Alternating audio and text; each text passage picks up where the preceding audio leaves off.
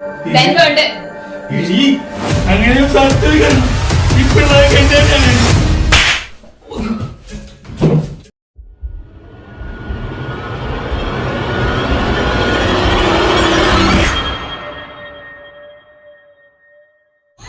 പുണ്യവാനി സഹാക്കിനുണ്ടായി രണ്ടു മക്കൾ, ഒന്നാമൻ കേസാവും രണ്ടാമൻ യാക്കോബ്.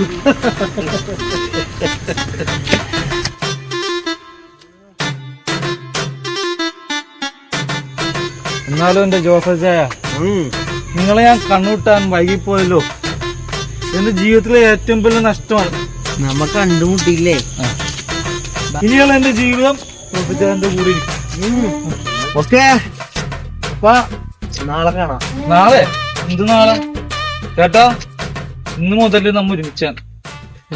ആ, നമുക്ക് ഒന്നെങ്കിൽ എന്റെ വീട്ടിൽ, അല്ലെങ്കിൽ ചേട്ടന്റെ വീട്ടിൽ, അത്രേ ഉള്ളൂ. അപ്പൊ കാലത്തെ അടിക്കാൻ പോകും.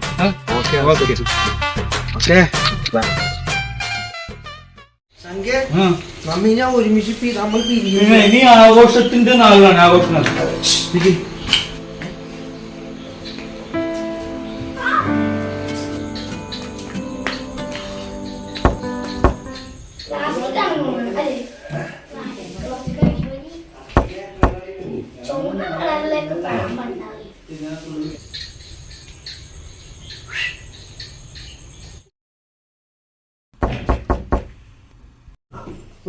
ആരാണ് ആ മുട്ടത് ആരാണെന്ന് നോക്കുമ്പോടെ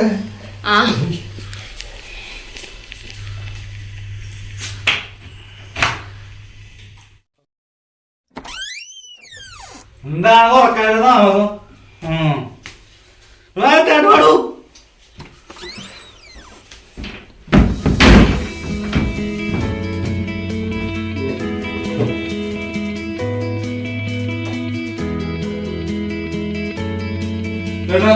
ഇതാണ് എന്റെ ഭാര്യ.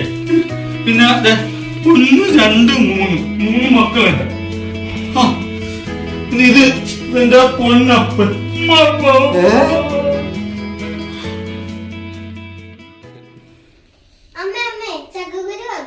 അവന്റെ ഒരു ഗുരു ഞങ്ങൾ കഴിച്ചുട്ടോ. അമ്മ ഇവനെന്റെ അപ്പനെ വിളിച്ചു. ഇവനും എന്റെ അപ്പനെ വിളിച്ചു.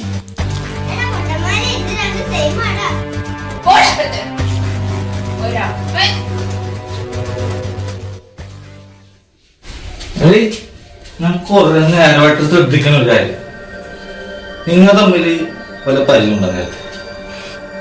അല്ലെങ്കിൽ വല്ല ബന്ധമുണ്ടോ? അങ്ങനെ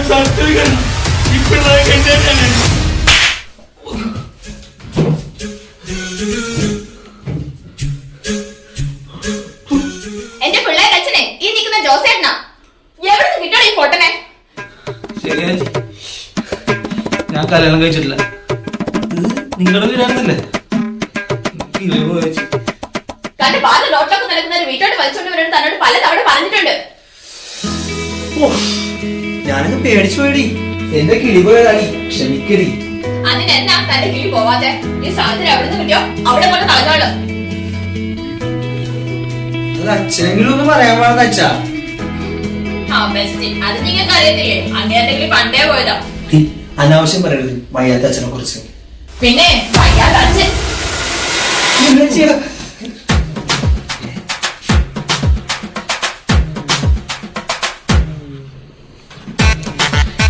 എന്റെ പൊന്നപ്പ.